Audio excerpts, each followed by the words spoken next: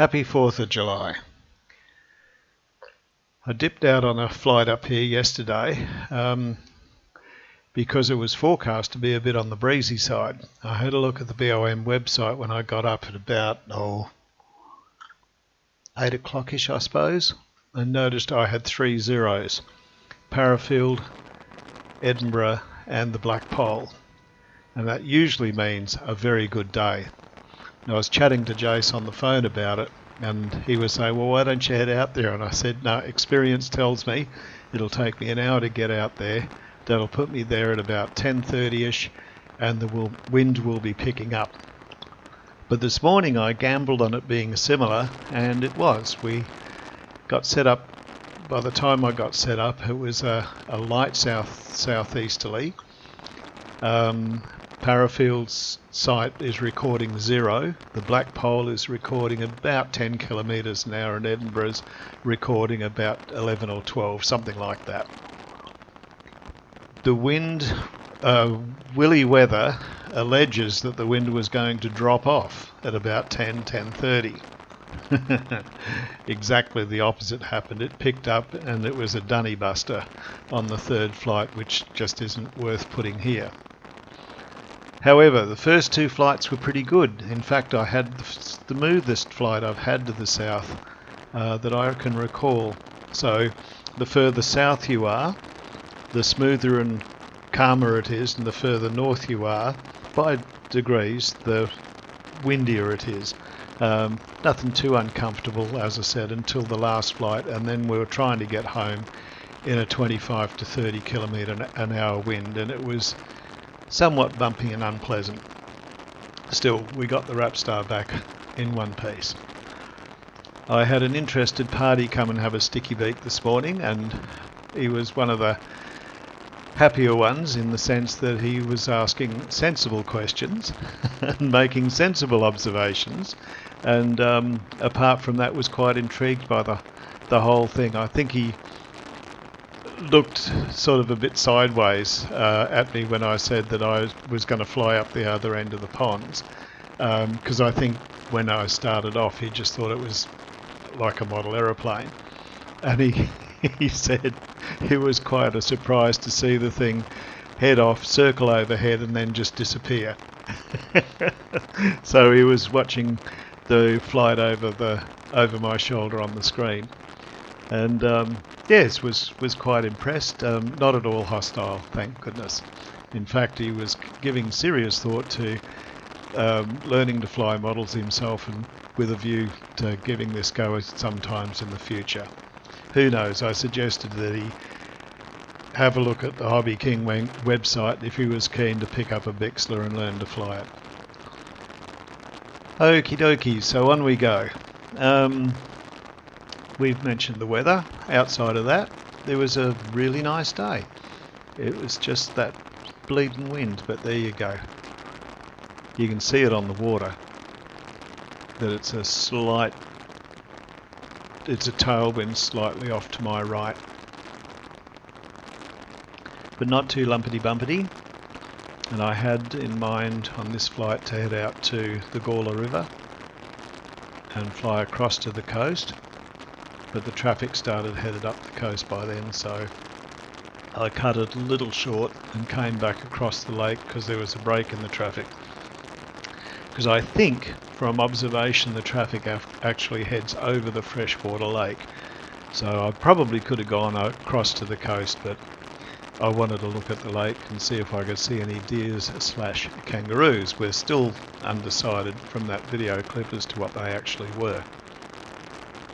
One day I shall see them again. But so far, nothing but birdies in evidence. You can see everything's looking really green down there. Kind of almost too green to be true, if you know what I mean. It just looks so green it's fake. But it really is a roundabout right in this light.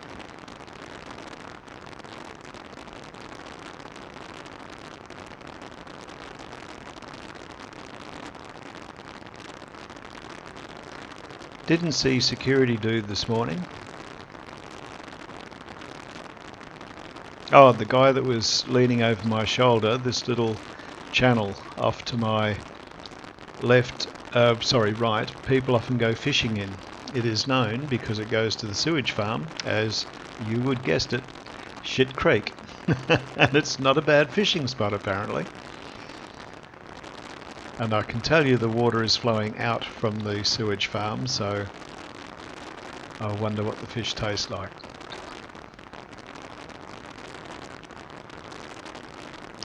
This here on the right now looks like it might be a turf farm, because they've got strips chopped up down there, and that's kind of what they have a tendency to do with turf, is cut strips and roll it up. You'll also notice that the background noise has quieted down. It's amazing what a difference a few degrees on that Mobius camera will make to the sound.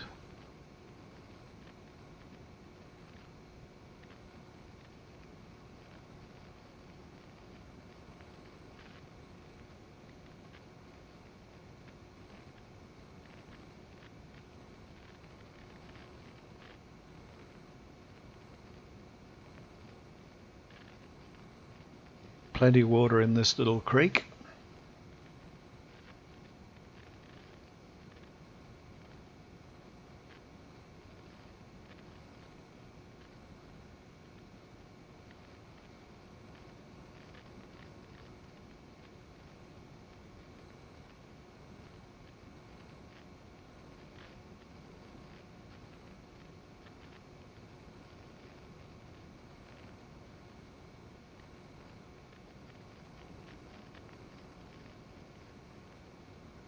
And it didn't turn out on video, but a few flights ago I got down to the road ahead and turned to the right up towards Port Wakefield Road. Got a fair way up there, so it is one I shall have to do again one day, and hopefully actually have a video camera working while I do it.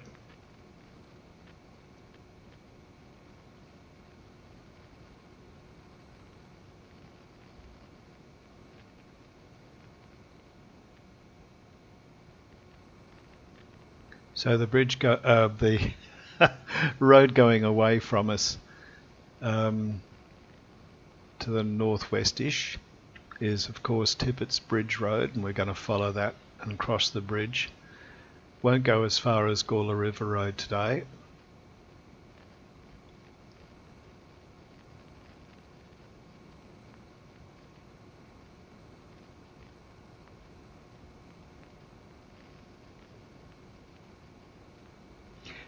The breeze is picking up here, because I actually, between these two OSD shots, actually lost 20 meters in altitude just flying along here.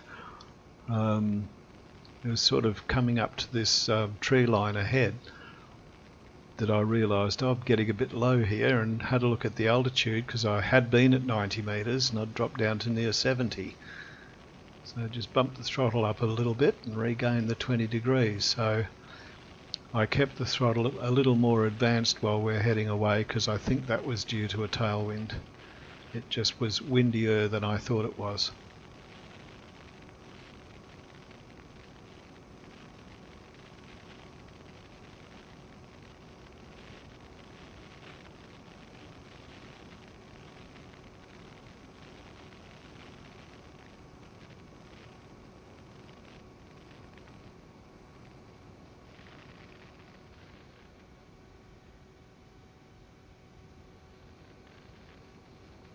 One thing about this one with the new motor and prop, it certainly climbs a lot easier. Don't need to be spectacular about it, but the old Rapstar used to be a pain to try and get to climb. This one does it as easy as you'd like.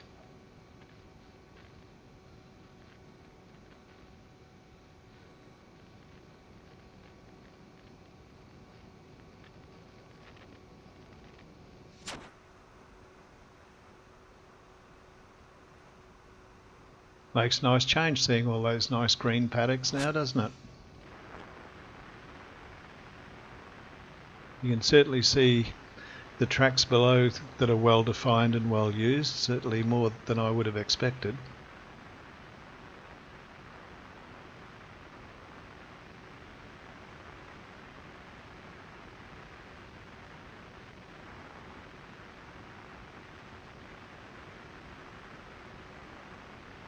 Can't tell if there's still a bridge in there. Probably not, probably just a creek crossing. But it does look like there's something there that people go across on.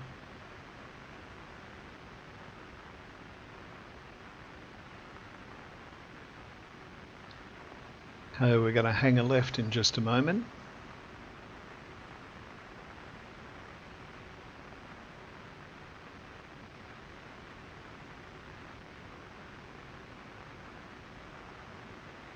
There we go.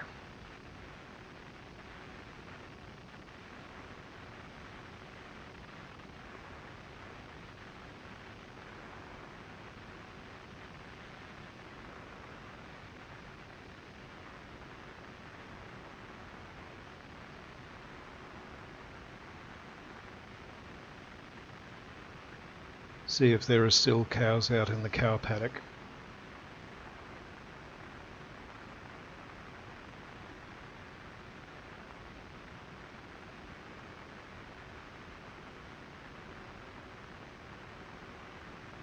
Yes, it looks like there is. And they're still feeding them as well, so the grass is still a little early in the season. I got told that in Manjimup this time of year, up to this time of year, not much nutriment in it, it's all mostly water. As the winter draws to a close, then the grass is more nutritious.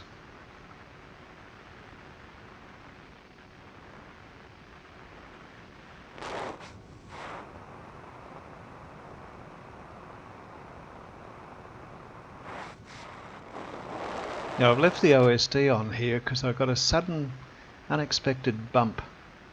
I might have bumped the controls, I don't think so, but I do notice that the lock icon over the compass disappears, so I must have bumped the joystick.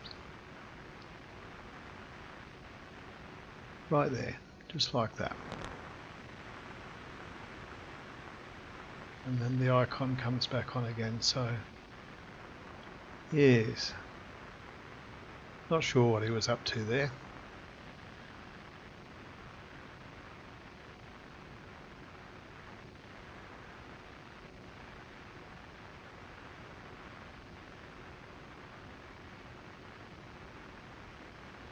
Recently ploughed and sowed something down there.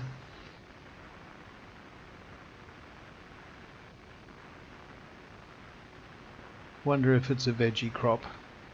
It's the round about the time of year you'd be planting brassicas. Wouldn't want to leave it much later.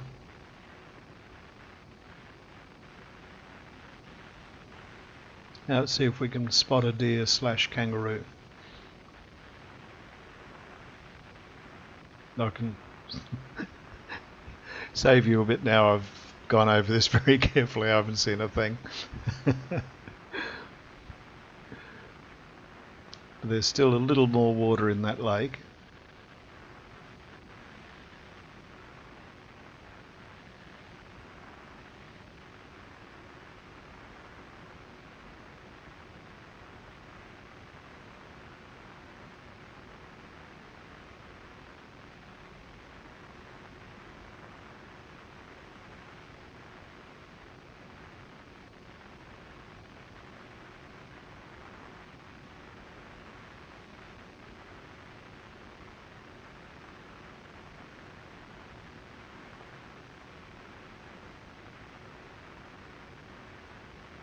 I could suspect too with those marks on the ground that this waterway has changed course a few times as well.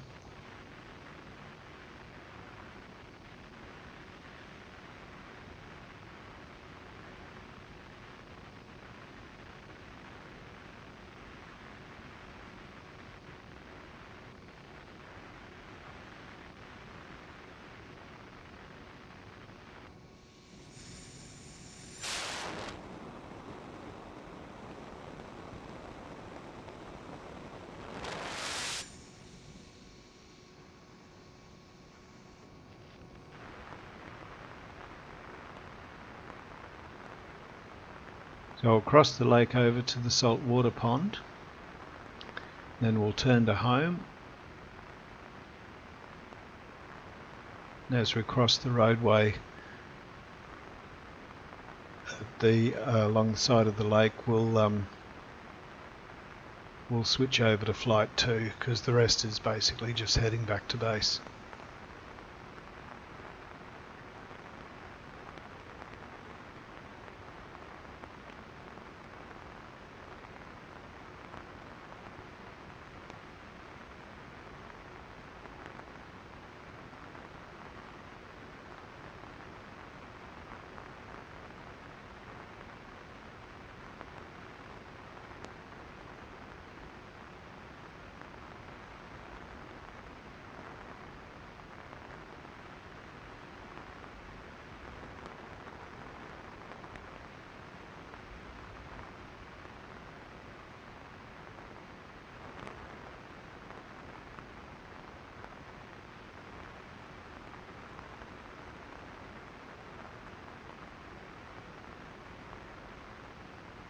Seems to be a bit of a track between this first sort of group of trees and the second group of trees with a lot of little white things down there. Either side of the track by the looks of it. Curious, I wonder what they are. There's the pipes that take the salt water over the fresh water of the Gawler River. Although I don't know how fresh the fresh water is down there, but that's the broad general idea, I think.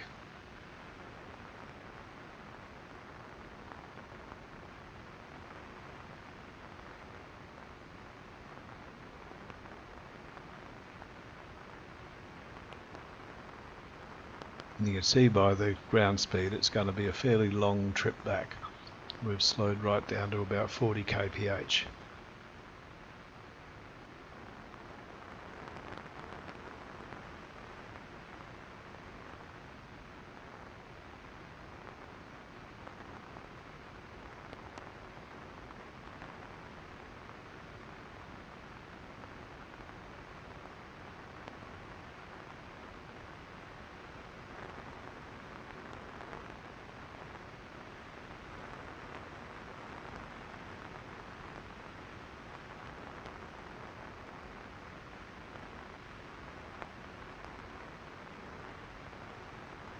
So now we shall take our leave of this flight and we'll go over to flight 2.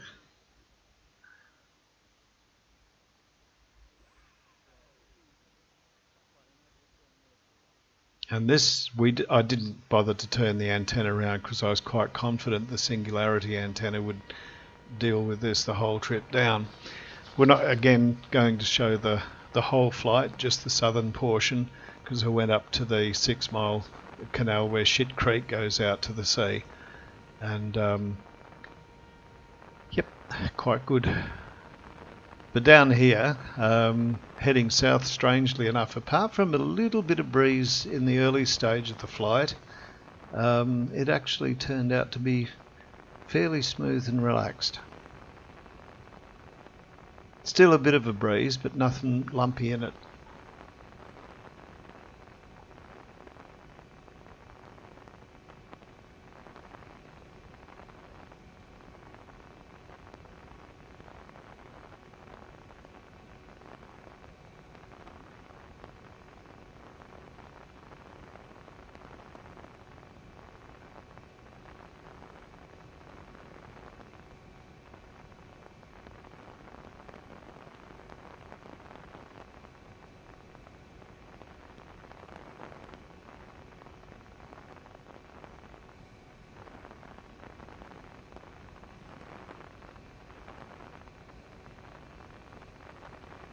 Pink Lake down there is still pink.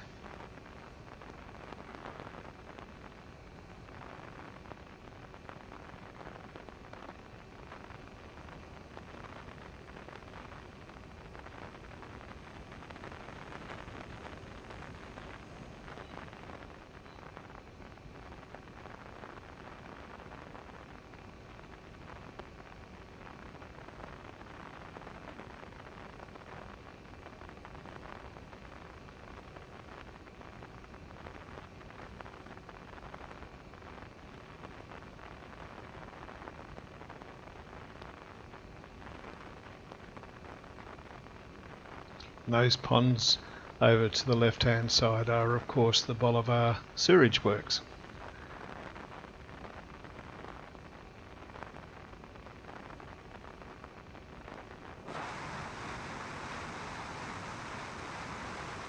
Two smokestacks on the right hand side, just on the edge of the picture, Tyrons Island Power Station.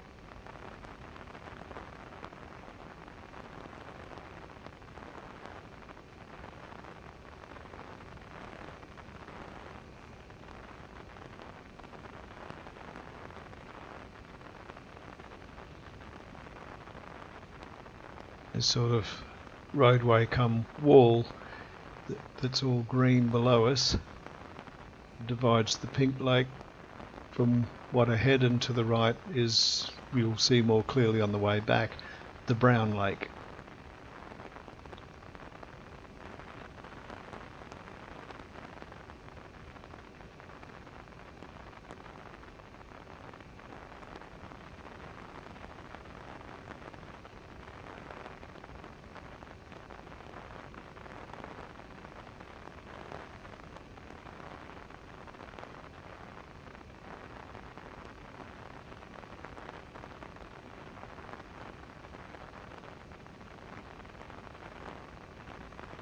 So I'm assuming from the condition of the road down there that security dude would probably also come out here. Haven't seen him, but then I've not overflown this all that many times.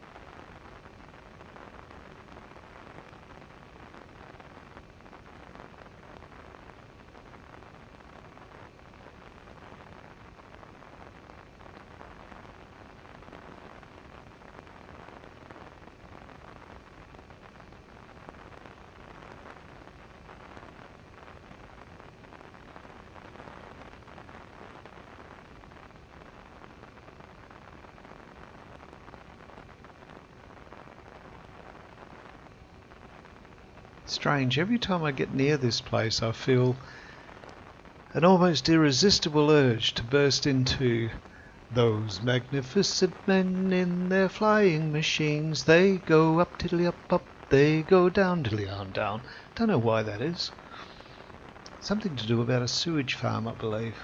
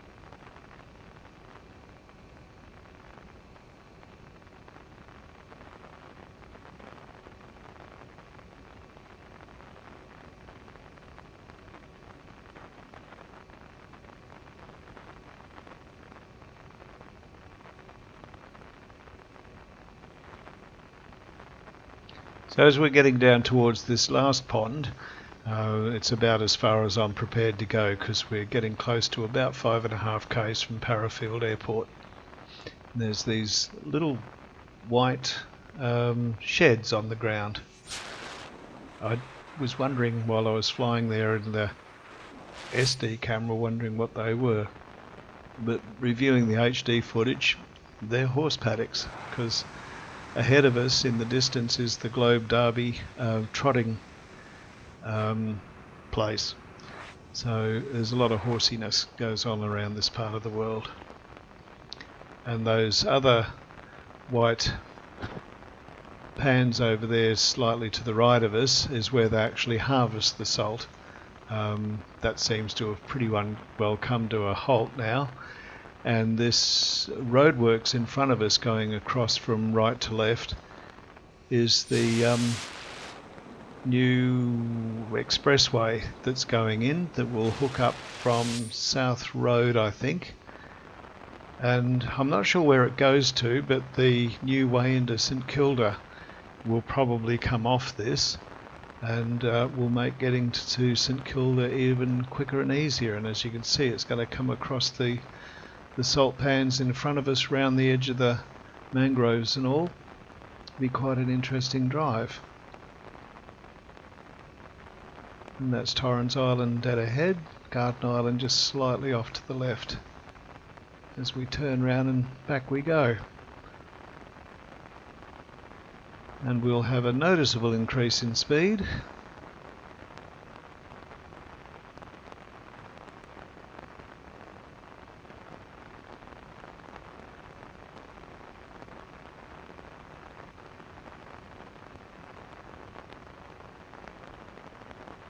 Just lean it across to the right a little bit.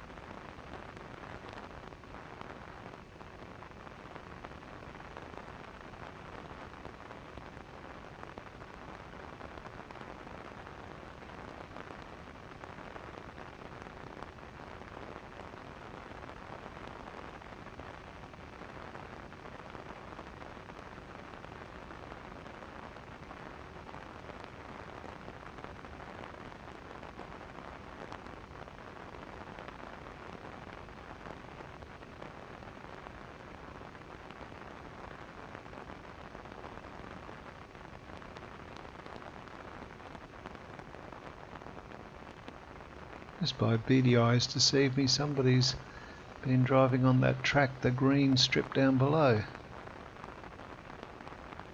Sure looks like somebody's been on that too.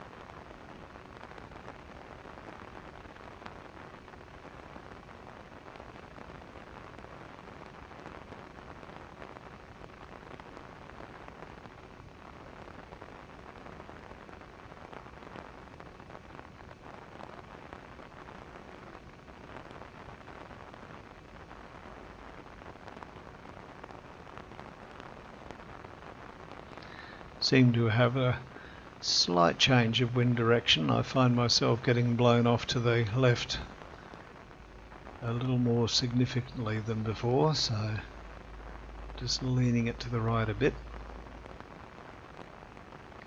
Come back on the right hand side of the main pond.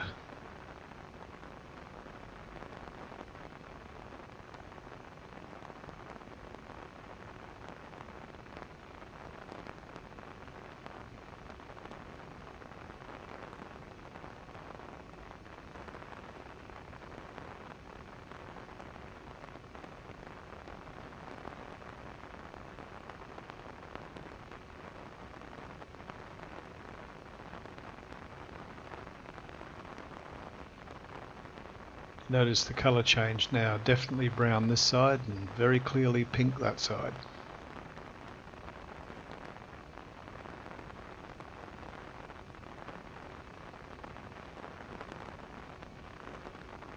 You'll also notice as we get closer to St Kilda the plane's getting bumped around a little bit more, and it just steadily gets worse as we head north, so that's part of the reason why I chopped that part of the flight out.